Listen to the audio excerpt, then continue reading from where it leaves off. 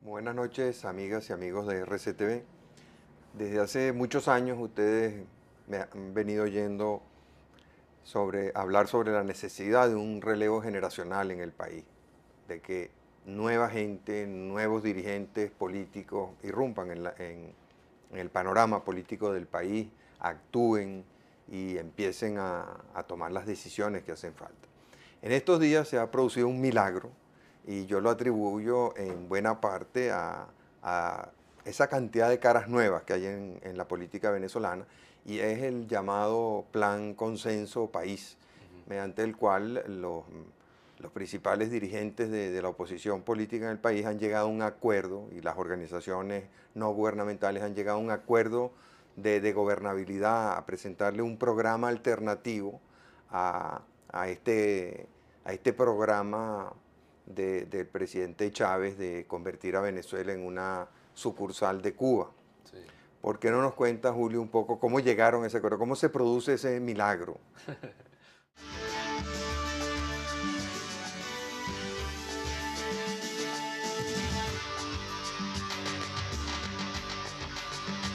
Bueno, en realidad es un milagro, es verdad.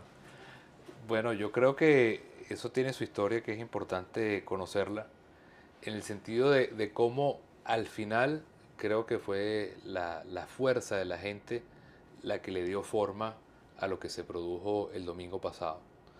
Porque la oposición entendió quizás más tarde que la gente que lo que se estaba pidiendo era la unidad del país, más que la unidad de la oposición. Y al final, después de muchísimas discusiones, se lograron una serie de reglas de juego, una serie de medidas y un valor fundamental, que es el de la reconciliación, donde todo el mundo está comprometido y donde en este acto que se hizo el día de hoy, toda Venezuela salió a suscribirlo y a firmarlo y a comprometerse como un acuerdo del país entero. Y allí es donde yo veo el valor, porque es algo que nace de una parte del país y se le presenta y se le abre a toda Venezuela, y ahora Venezuela tiene un mapa muy claro de qué es lo que viene después del referéndum.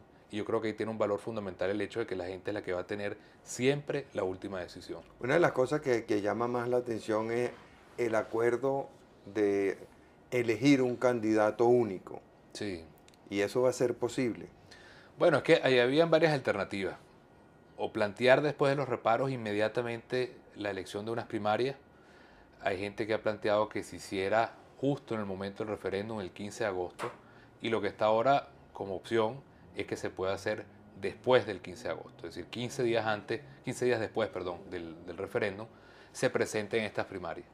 Ahí el valor es precisamente que la gente es la que va a tomar la decisión, porque la gente es la que ha tenido el sudor y la pasión y todo lo que es la convicción de haber llevado este proceso histórico hasta acá, y no puede ser simplemente sacado de un sombrero un nombre al final del túnel, sino simplemente poner en la decisión de la gente lo que es tener esta persona, este hombre o esta mujer que va a tener la difícil tarea de construir este puente en el país en todos los sentidos. Ahora, en todo este proceso de los, vamos, los nuevos dirigentes políticos han jugado un papel muy importante.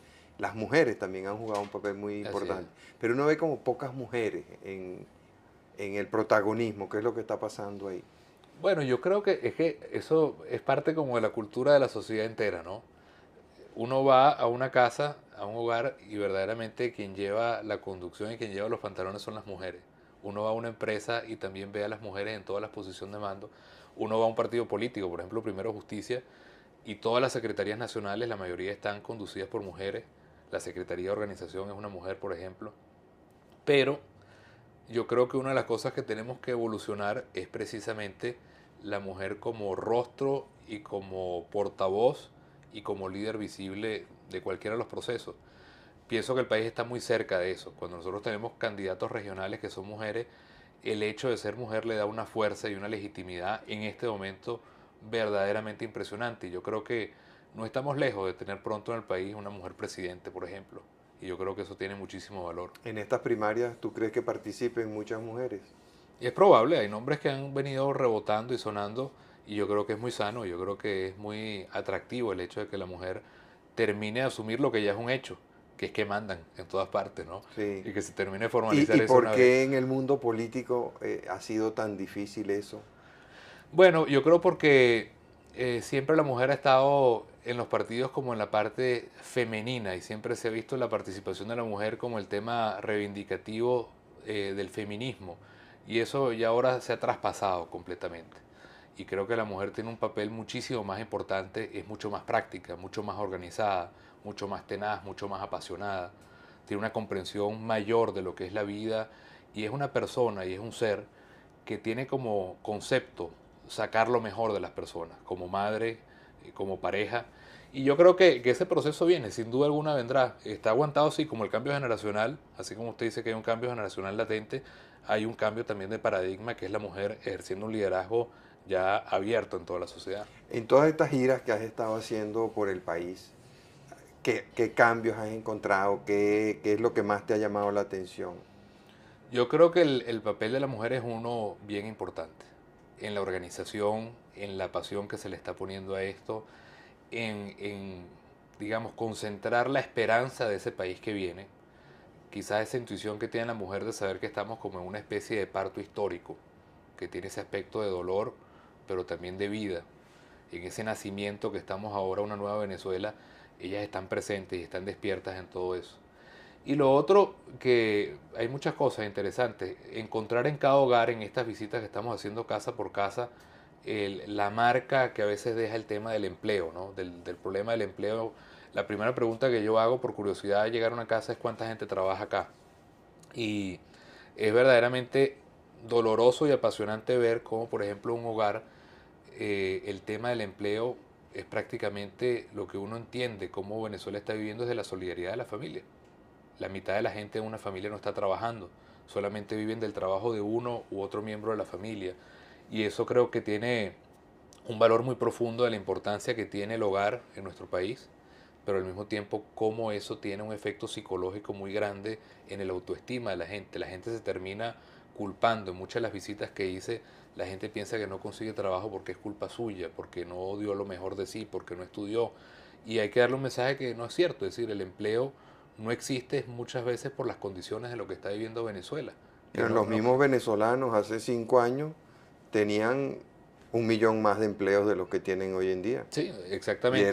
los mismos. Hace 5 años, exactamente este mismo país tenía solamente 800.000 desempleados.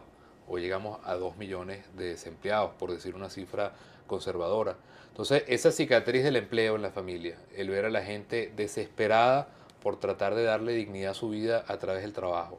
El hecho también que me llamó mucho la atención en estas giras que continuamos haciendo por todo el país es ver en los hogares que defienden el no, el querer construir un solo país, el estar convencidos que ellos también quieren una Venezuela unida, que ellos quieren sentirse venezolanos, que ellos quieren sentirse parte de un solo país y defender eso, ¿Y creo qué le dices tú a esa gente que te está diciendo que va a votar no? que estamos en lo mismo, la verdad. Es decir, la opción del sí, es lo que yo trato de transmitir, es la que nos incluye todo. Incluye el chavismo, incluye el futuro, incluye lo que vamos a compartir, que es este Pero la porvenir. opción del no nos incluye a todos y Chávez en eso ha sido muy categórico. Los que no piensen como él no tienen lugar en Venezuela, no caben en Venezuela Bueno, es o no que cabemos en la manera Venezuela. que uno tiene que interpretar el sí, y es lo que yo trato de transmitir a la gente en estas visitas, es que hay que decirle sí al futuro, con toda la plenitud de lo que significa tener un país distinto a partir del 15 de agosto, como si uno estuviera tratando de abrir una puerta cerrada, y que la gente entienda que el no es el pasado entero.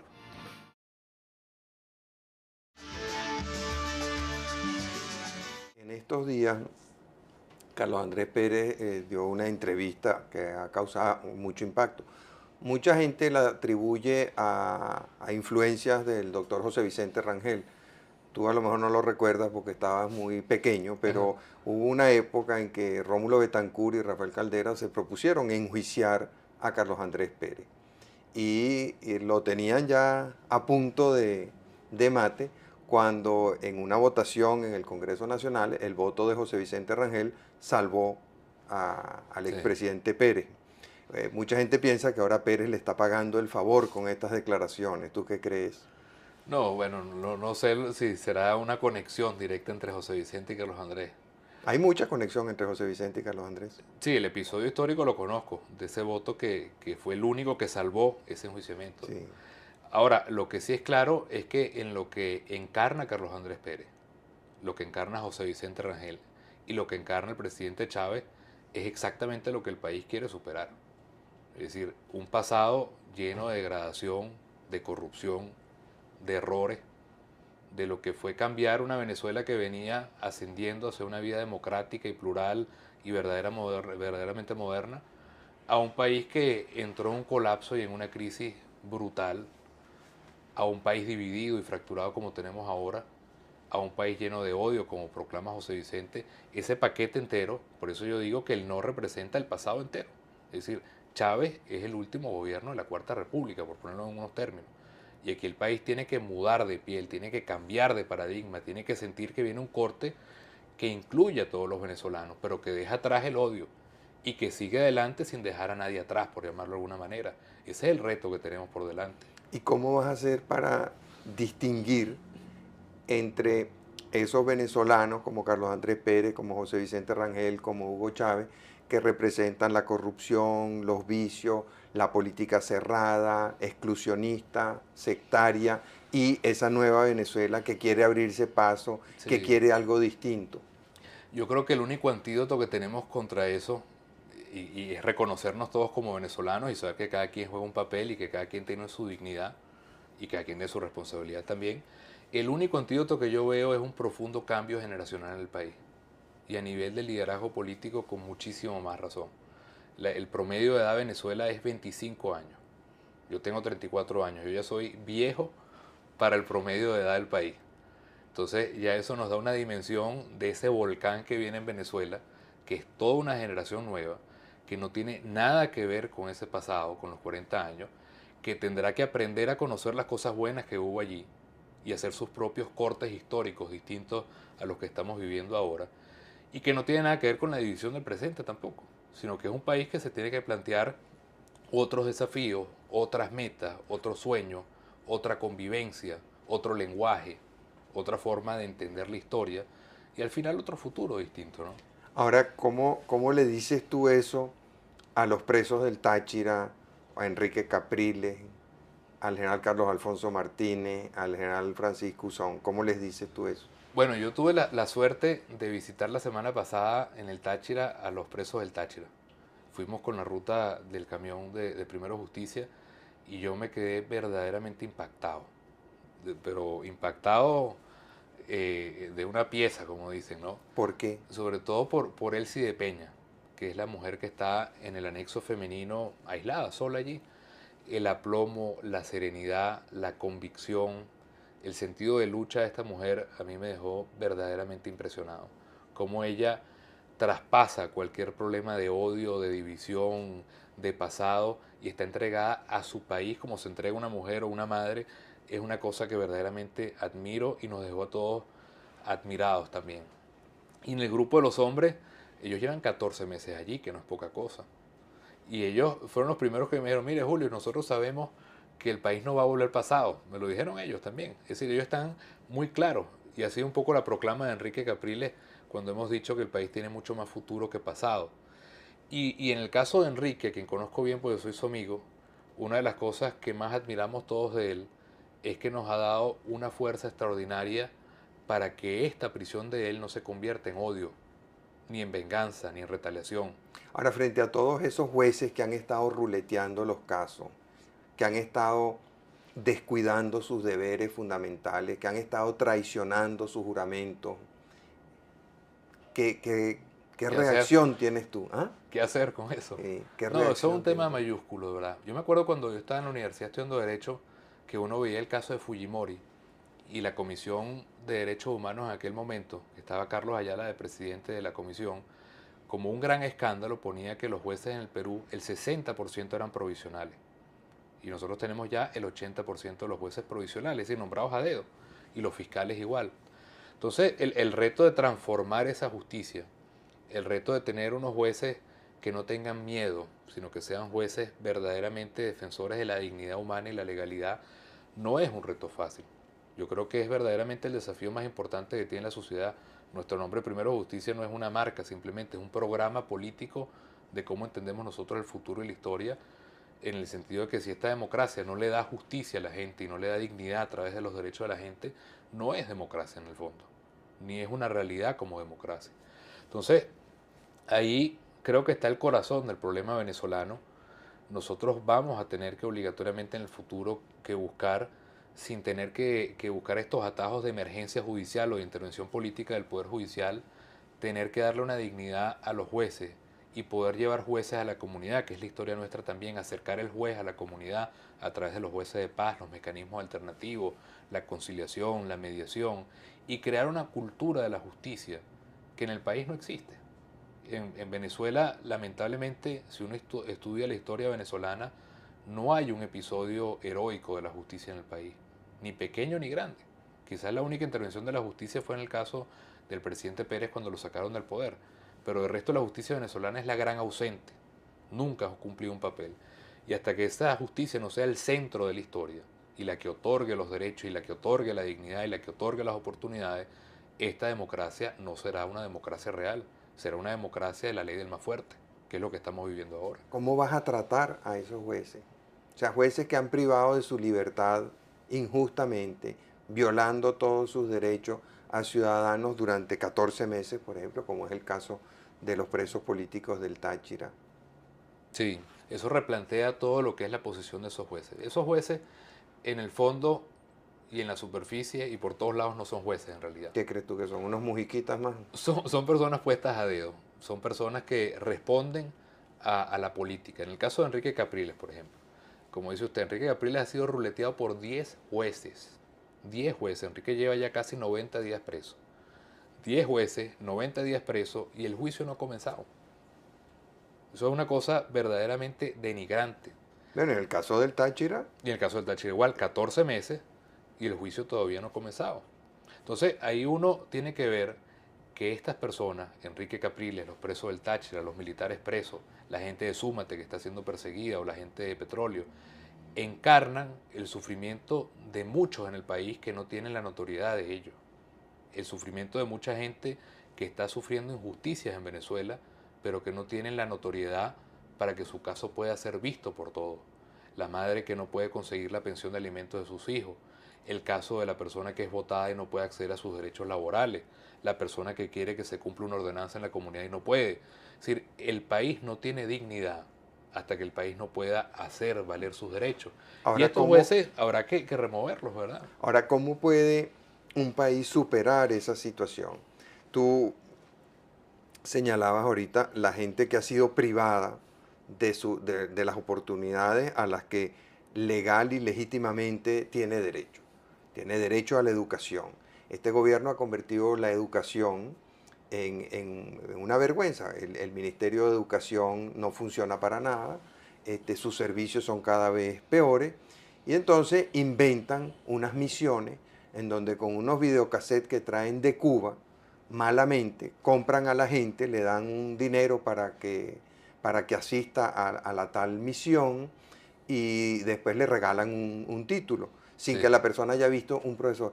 Pero tú no puedes evitar que la gente se sienta contenta con eso. absolutamente. Porque, o sea, el gobierno le falló, no le dio la educación a la que tenía derecho, pero después le regaló una beca de, no sé, 150.000, 160.000 bolívares mensuales y le Sí, regaló un título.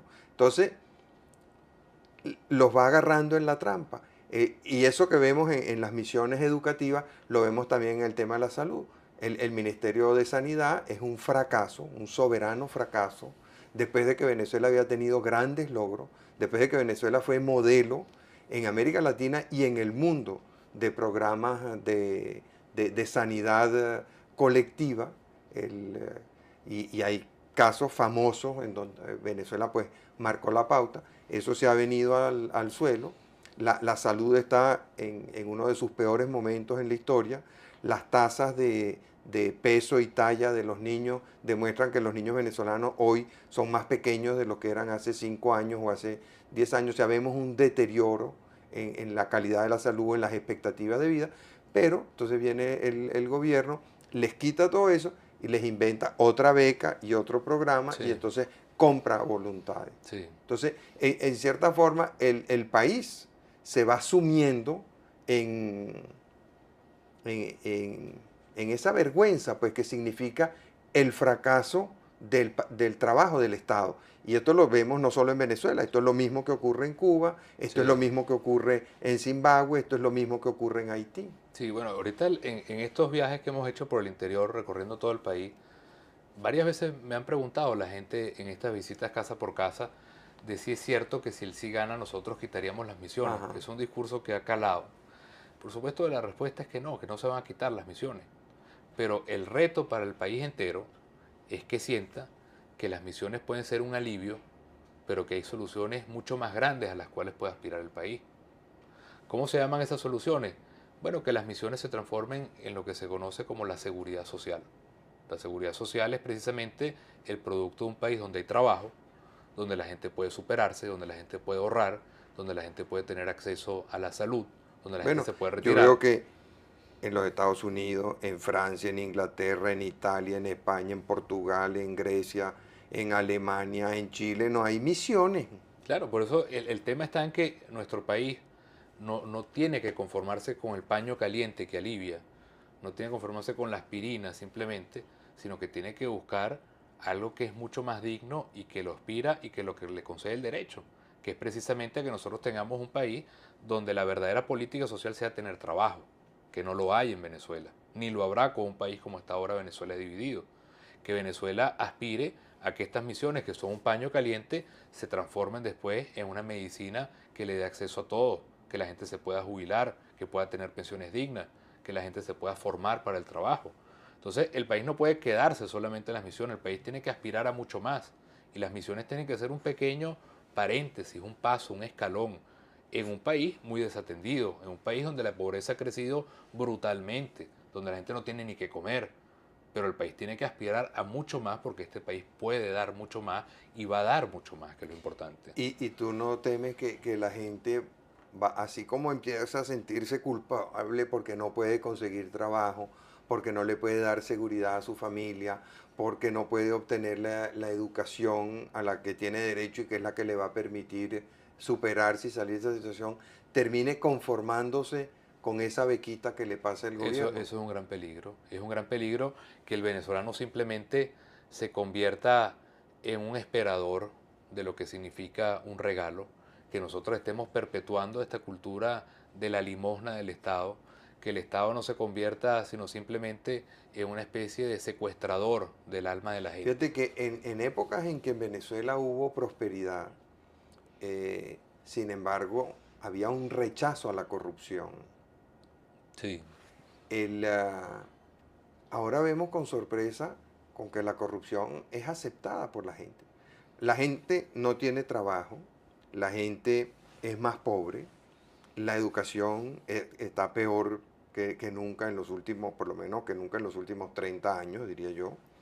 Y sin embargo, la gente se conforma y no reacciona, no rechaza la corrupción flagrante, espantosa que hay, que lo vemos, PDVSA es el símbolo más emblemático. sí, pero es que la gente todavía en nuestro país tiene la ilusión de lo que fue esa gran apuesta que se hizo de cambio cuando se eligió al presidente Chávez.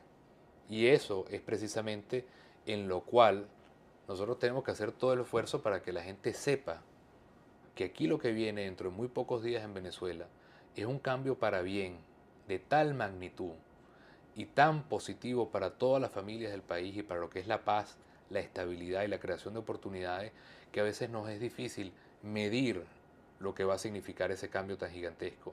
Y lo que hoy se ve simplemente como conformismo, como el regalo, como la dádiva, como la misión, va a transformarse después en una sociedad que va a crecer, que va a darle oportunidades a la gente, que va a tener la paz necesaria, que va a lograr los cambios económicos para que este país pueda ser diversificado, moderno, con inversiones, con un país que pueda tener los sueños que se pueda plantear y realizarlos, un país que pueda tener la justicia que se merece el país, que pueda tener los ingresos que se merece el país, que pueda tener la libertad que se merece el país. Eso va a venir. Lo que pasa es que cuando uno ha hecho tanto esfuerzo, después de tantos años, a gota y gota de sudor que se ha llevado este proceso, un aprendizaje que ha sido duro, donde hay gente que ha perdido la familia, el país, otros han perdido la vida, otros han perdido la libertad. A veces cuesta imaginar que estamos tan cerca de la salida, pero está allí. Y yo lo que quiero transmitirle al país es toda la confianza de que aquí viene algo totalmente diferente, con otros actores, con otras ideas, con otro estilo, con otra forma de relacionarnos, que va a garantizar un país de paz y de progreso para todo el mundo. Ahora, en todo país democrático, uno ve que el gobierno, cuando se acerca a un proceso electoral, trata de asegurar a la gente de la pureza de ese proceso electoral, de la limpieza de ese proceso electoral, trata de facilitar el proceso. Aquí estamos viendo que a pesar de que la Constitución garantiza el secreto del voto, el presidente de la República se la pasa amenazando con que él va a detectar, yo no sé por qué medios, a lo mejor con las televisoras aquellas que tenía el capitán Carreño, Carreño, sí, van a ver cómo firma la gente, aunque ya no es firma ni siquiera, sino es el apretar un voto, botón, sí. entonces le tomarán una foto a la gente ahí, una cosa de esa. Pero vemos, la Constitución dice, el voto es secreto, el presidente amenaza con que él se va a enterar de quienes votaron contra él y él va a tomar represalias Sí, sí, es cierto. contra los que van a... Después vemos al vicepresidente Rangel, en lugar de garantizarle a la gente que el proceso va a ser pacífico y ordenado, anda tratando de crear zozobra a toda costa, inventando conspiraciones, inventando golpes, inventando homicidios, como decía Manuel Caballero, y eh, todo eso le hace pensar a uno que el gobierno, a medida que siente que se acerca la fecha y que va a perder ese inmenso poder y ese inmenso botín del que ha disfrutado Sí. en estos últimos años, va a tratar de impedir el proceso. Entonces, ¿qué van a hacer las fuerzas democráticas? ¿Qué va a hacer la oposición? ¿Qué va a hacer el país? ¿Qué va a hacer la gente para impedir que le roben las elecciones?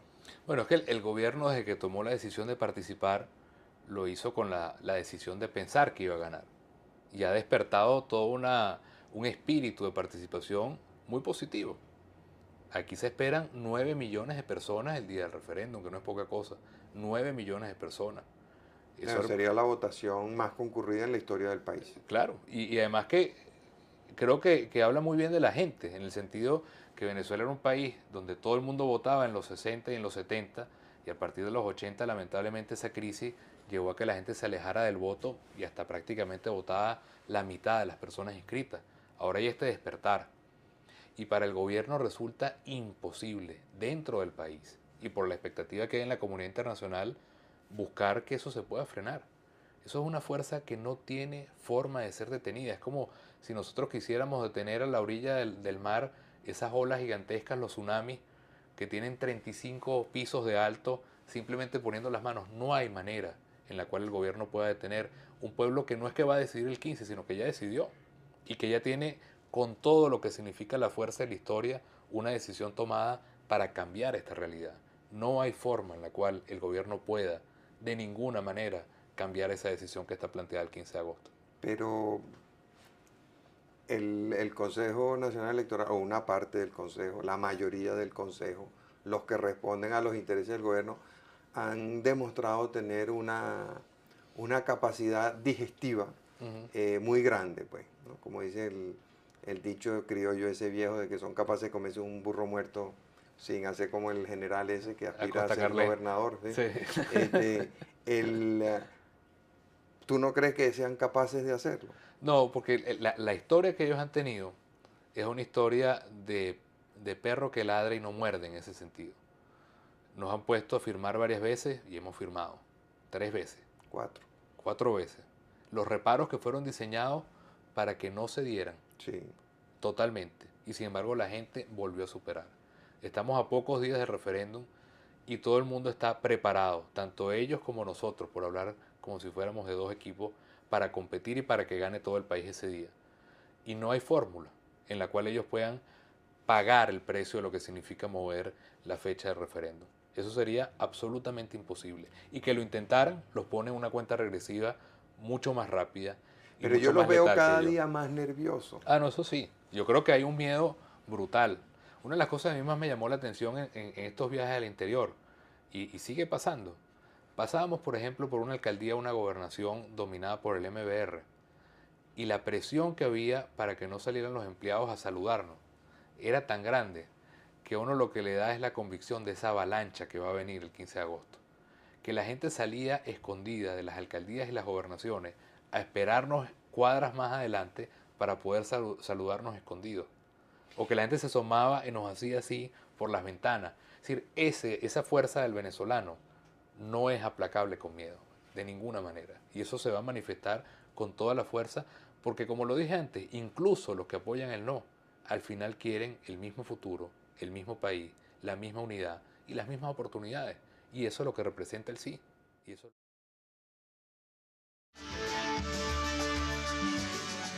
¿Qué diferencia encuentras tú entre este país que estás visitando ahora y el país que tú conociste cuando se funda Primero Justicia?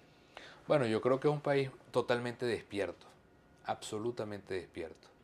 Es un país que está consciente y que ha aprendido la lección. Y la lección es precisamente el estar participando de lo que es la vida pública.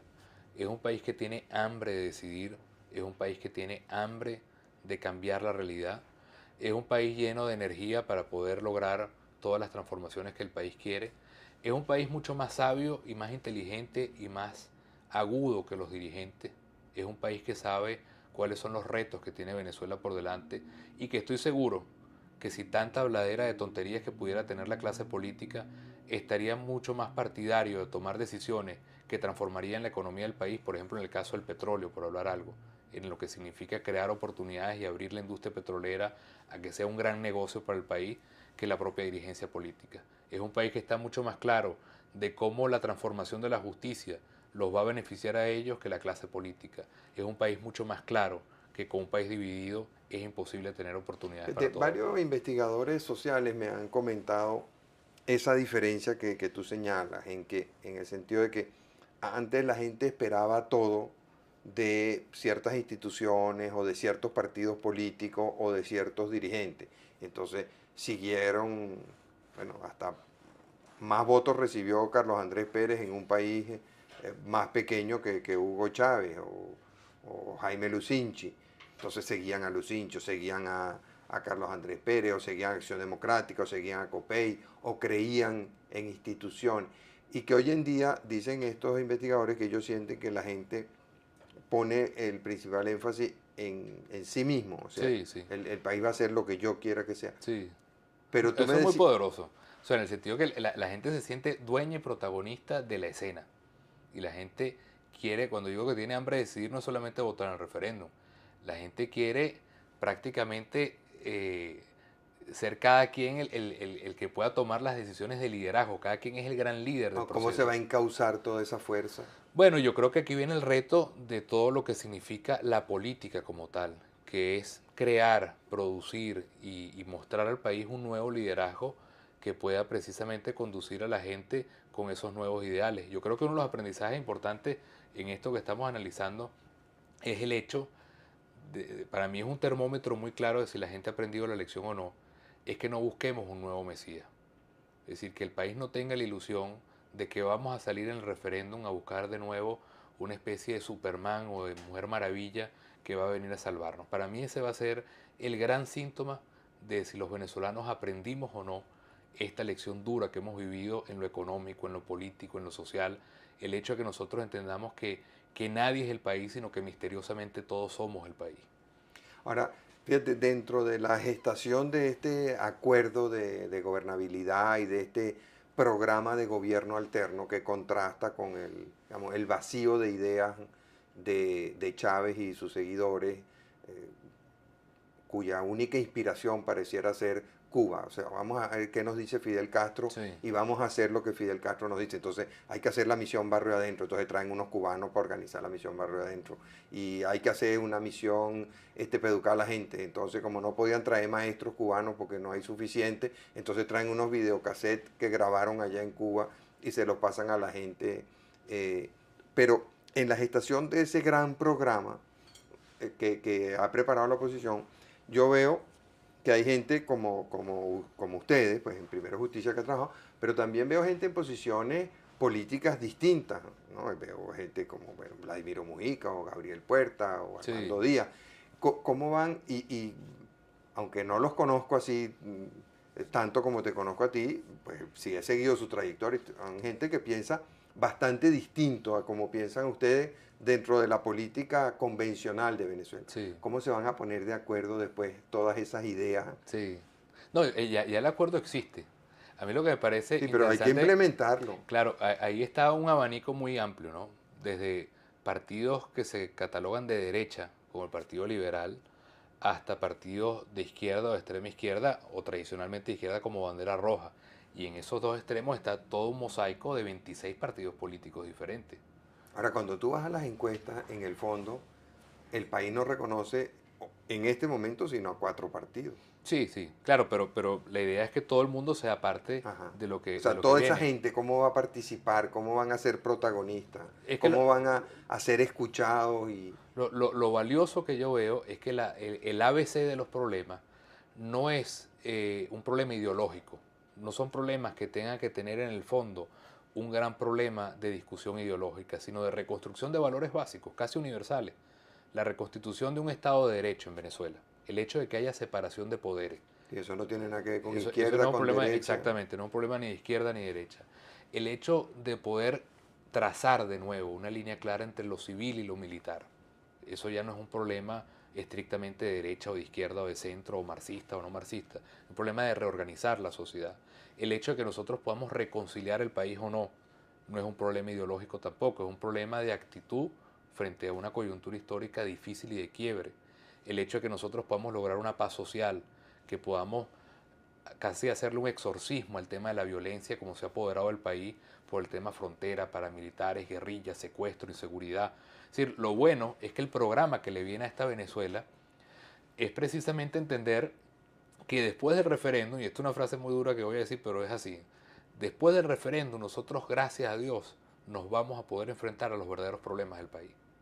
Vamos a dejar esta especie de escenografía falsa que tenemos ahora, de un país dividido, de una cantidad de palabras que si uno es escuálido y el otro es oligarca, que si es de la cuarta o es de la quinta, eso lo vamos a meter en una papelera de la historia y por fin vamos a poder ver los problemas cara a cara. El problema del desempleo cara a cara, el problema de la justicia cara a cara, el problema de lo que significa un país sin seguridad cara a cara, el problema de la vejez, de los niños de la calle, de los recogelatas que matan, el país de verdad, verdad.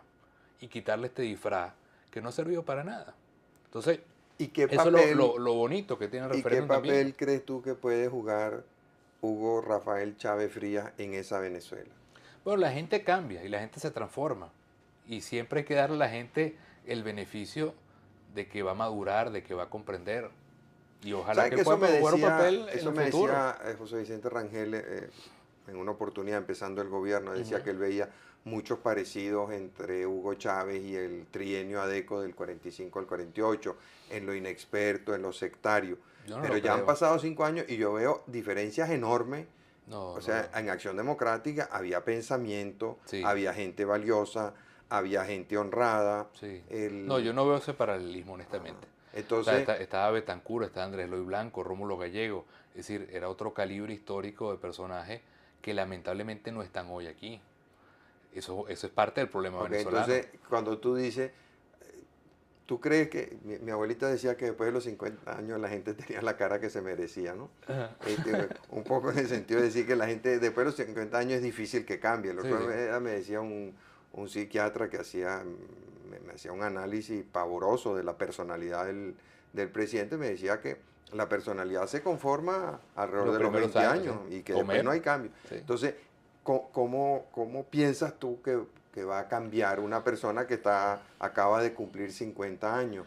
Bueno, no Y que sé. además, como hemos visto en unos videos que nos presentaron, tiene una capacidad histriónica que no es nueva. O Claro. sea, que tiene más de 30 años cultivando Cultivando, su sí. capacidad histriónica. Yo creo que, ojalá, y lo pienso honestamente así, que el referéndum va a ser también una gran lección para el presidente Chávez. Hay una frase de San Agustín muy bonita que dice, uno se aleja de Dios por la soberbia, pero siempre regresa por el camino a la humildad. Y yo creo que esto va a ser una gran lección también para él. El hecho de haber dividido el país, el hecho de haber tenido un discurso tan violento, el hecho de haber despreciado a unos venezolanos contra otros, el hecho de haber puesto a pelear a la propia iglesia contra la iglesia, cosa que la he visto yo. Uno de los episodios más feos que tuve ahora fue una persona que me dijo que no era de la iglesia que yo era, siendo católico, por el tema político.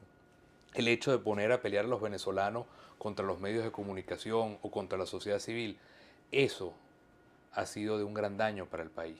Y por más que el presidente tenga las mejores intenciones, que yo creo que las ha tenido, la forma como él ha expresado eso ha producido en la sociedad una gran fractura, como si tuviéramos todos los huesos fracturados. Y yo espero que esta lección que está dando la gente, porque no es la oposición la que está dando la lección, sino el pueblo venezolano, de querer pegar los huesos rotos del país, también sea una lección para él, de que sepa que hay un espacio, como yo hablo de reconciliación sin impunidad para él y para el gobierno, pero tiene que haber un aprendizaje de que este país no se puede despreciar de la manera como se ha despreciado. Y yo creo que eso es algo fundamental en ese país de futuro que tenemos en Venezuela. Pero cuando uno escuchaba al cardenal Velasco o a Monseñor Porra hablar sobre la actitud del presidente Chávez eh, después que le renunció al general de Tres Soles, Lucas Nunca Rincón, Rincón. el, eh, esa era la actitud de perdón, de arrepentimiento, de sentimiento, pero duró poco. Sí, bueno, porque fue producto de toda la nebulosa de los días de abril. Pero este caso es distinto. En este caso estamos hablando de 9 millones de venezolanos que se van a expresar con muchísima claridad, que han sudado este referéndum gota a gota y que han tenido una convicción muy clara. Este país dividido no avanza. Este país dividido no produce oportunidades. Este país dividido no le da futuro a nadie, ni al chavismo ni al no chavismo. Y por eso este país tiene que buscar otra fórmula para que podamos convivir. ¿Qué Este le país no puede dirías seguir tú viviendo en casas separadas. qué le dirías tú a los que están pensando votar no? El mensaje es muy claro. El sí es el futuro y el no es el pasado. En el sentido que todo lo que nosotros queríamos cambiar en el país, lamentablemente se ha reproducido y se ha agravado en los últimos tiempos. Y que el sí es la única opción que nos incluye a todos los venezolanos, a todos, absolutamente todos. Y que el no, lamentablemente, no ha querido dejar esa posición de dividirnos, de etiquetarnos, de separarnos, de ponernos fórmulas, de pesarnos, de ponernos precios o quitarnos precios. Y eso es lo que tiene que la gente que pensar. Las oportunidades que ellos están aguardando por lo que significa este proceso de cambio en el país, igualmente van a venir y van a venir con nuevos actores, y va a venir con una nueva generación, y va a venir con un nuevo país. Eso no lo detiene nadie, la historia nadie la puede detener. Y en el sí cabe Venezuela entera, y es la reunificación y la reconciliación de este país. En el no no cabe nadie al final. Es muy pequeño, y ha sido muy pequeño. O sea, él no se lo deja a Carlos Andrés Pérez, a José Vicente Rangel, a Fidel Castro. El no se lo dejo a quienes tienen odio. El no se lo dejo a quienes piensan que este país se puede dividir como quien está dividiendo una casa para que la gente no pueda tener un destino común. El no se lo dejo para las personas que siguen con un reconcomio con el pasado y que no saben que Venezuela puede pegar un brinco al siglo XXI en cuestión de horas el 15 de agosto. El no se lo dejo a quienes todavía tienen esa lucha entre venezolanos o esa lucha con un pasado que tiene que superarse. Por eso yo creo que el sí no es un problema de que el sí le pertenezca a la oposición, es un mensaje que hay que darlo muy claro. El sí es el que le pertenece a todos los venezolanos, donde la oposición es un pedacito de ese país, pero el sí es mucho más grande que la oposición. El sí se representa a todo un país que abre una puerta a un futuro distinto. Bueno, muchas gracias, Julio. Muchas gracias por la invitación, de verdad. Y muchas gracias a ustedes, amigos. Como de costumbre, los espero el próximo domingo a esta misma hora.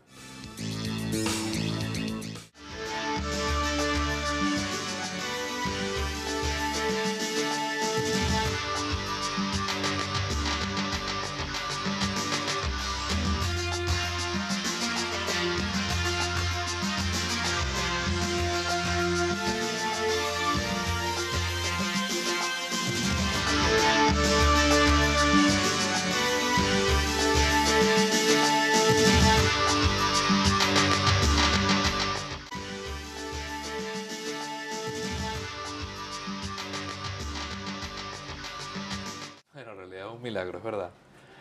Bueno, yo creo que eso tiene su historia, que es importante conocerla, en el sentido de cómo al final creo que fue la fuerza de la gente la que le dio forma a lo que se produjo el domingo pasado. Porque la oposición entendió quizás más tarde que la gente que lo que se estaba pidiendo era la unidad del país, más que la unidad de la oposición.